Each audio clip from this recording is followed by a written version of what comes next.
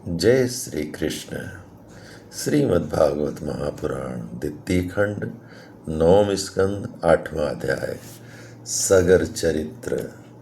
श्री सुखदेव जी कहते हैं, रोहित का पुत्र था हरित। हरित से चंप हुआ, उसी से चंपापुरी बसाई गई थी। चम से सुदेव और उसका पुत्र विजय हुआ। विजय का भरूक, भरूक का वृक और वृक का पुत्र हुआ बाहुक।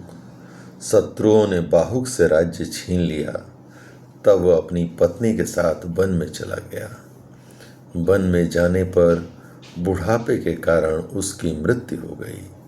तब उसकी पत्नी भी उसके साथ सती होने को उद्यत हो गई, परंतु महर्षि औवर्त को यह मालूम था कि इसे गर्भ है, इसलिए उन्होंने उसे सती होने से रोक दिया।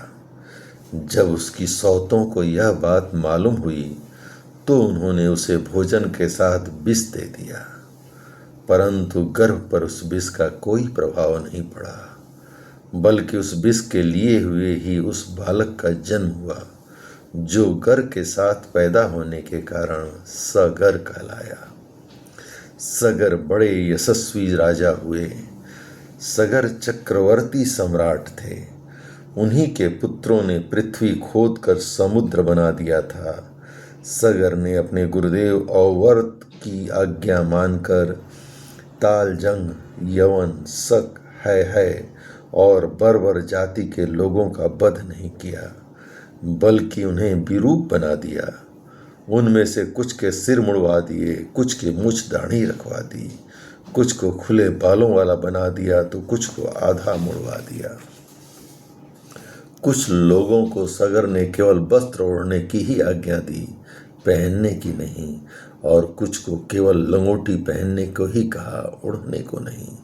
इसके बाद राजा सगर ने औरव ऋषि के उपदेशानुसार अश्वमेघ यज्ञ के द्वारा संपूर्ण वेद एवं देवतामय आत्मस्वरूप सर्वशक्तिमान भगवान की आराधना की। उसके यज्ञ में जो घोड़ा छोड़ा गया था उसे इंद्र ने चुरा लिया। उस समय महारानी सुमति के गर्भ से उत्पन्न सगर के पुत्रों ने अपने पिता की आज्ञा अनुसार घोड़े के लिए सारी पृथ्वी छान डाली, फिर भी उन्हें घोड़ा न मिला। तब उन्होंने बड़े घमंड से सब ओर से पृथ्वी को खोद डाला। खोदते खोदते उन्हें पूर्व और उत्तर के कोने पर कपिल मुनि के आश्रम के पास अपना घोड़ा दिखाई दिया। घोड़े को देखकर वे 60,000 राजकुमार शस्त्र उठाकर यह कहते हुए उनकी ओर दौड़ पड़े कि यही हमारे घोड़े को चुराने वाला चोर है। देखो तो सही, इसने इस समय कैसे आंख मूंद रखी है। यह पापी है, इसको मार डालो, मार डालो। उसी समय कपिल मुनि ने अपनी पलकें खोल दी।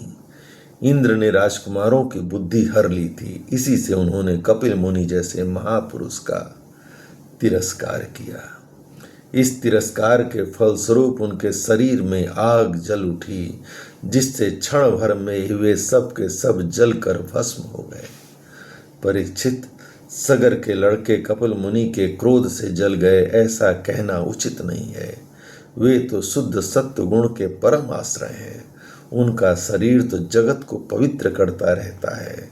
उनमें भला क्रोध रूप तमोगुण की संभावना कैसे की जा सकती है? भला कहीं पृथ्वी की धूल का भी आकाश से संबंध हो सकता है? यह संसार सागर एक मृत्युमय पथ है, इसके पार जाना अत्यंत कठिन है। परंतु कपिल मुनि ने इस जगत में सांख्य शास्त्र की एक ऐसी दृढ़ नाव बना दी है, जिससे मुक्ति की इच्छा रखने वाला कोई भी व्यक्ति उस समुद्र के पार जा सकता है।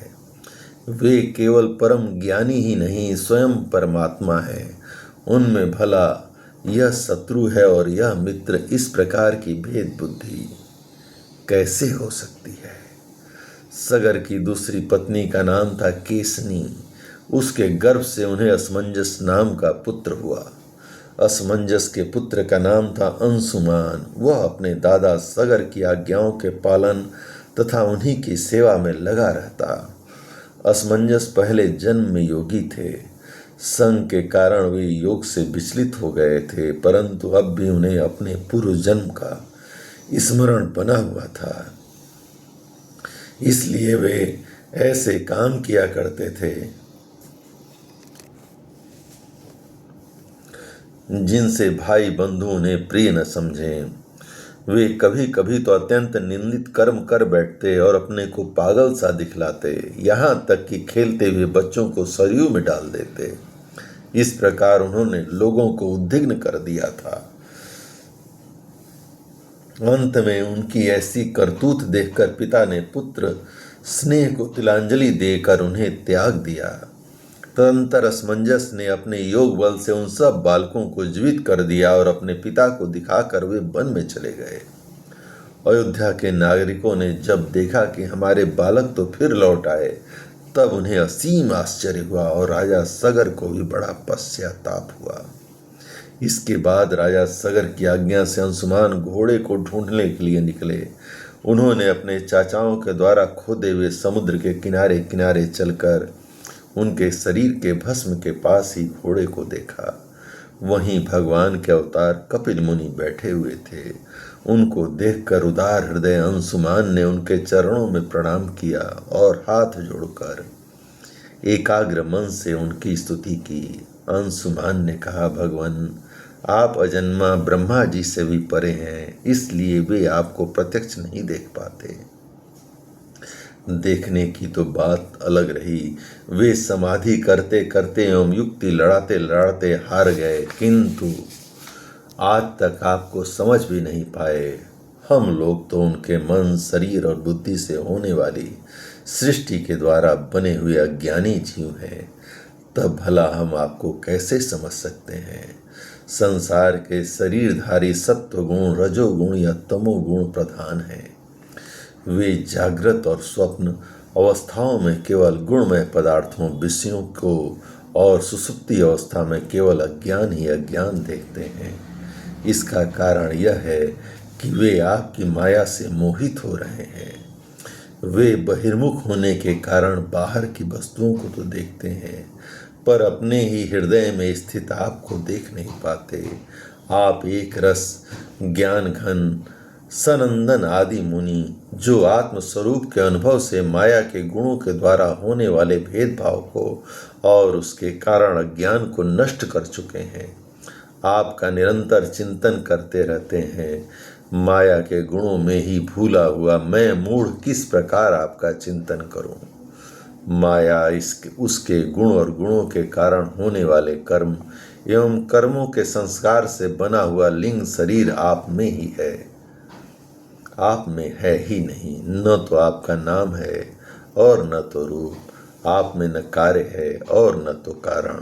आप सनातन आत्मा हैं। ज्ञान का उपदेश करने के लिए ही आपने यह शरीर धारण कर रखा है। हम आपको नमस्कार करते हैं प्रभु। यह संसार आपकी माया की करामात है। इसको सत्य समझकर काम, लोभ, ईर्ष्या और मोह से लोगों का चित्त शरीर तथा घर आदि में भटकने लगता है। लोग इसी के चक्कर में फंस जाते हैं। समस्त प्राणियों के आत्मा प्रभु, आज आपके दर्शन से मेरे मोह की वह दृढ़ फांसी कट गई, जो कामना, कर्म और इंद्रियों को जीवन दान देती है। श्री सुखदेव जी कहते हैं, परीक्षित, जब अंशुमान ने भगवान कपिल मुनि के प्रभाव का इस प्रकार गान किया, तब उन्होंने मन ही मन अंशुमान पर बड़ा अनुग्रह किया और कहा, बेटा, यह घोड़ा तुम्हारे पितामह का यज्ञ पशु है, इसे तुम ले जाओ। तुम्हारे जले हुए चचाओं का उद्धार केवल गंगा जल से होगा और कोई उपाय नहीं है। अंशुमान ने बड़ी नम्रता से उन्हें प्रसन्न करके उनकी परिक्रमा की और वे घोड़े को ले आए।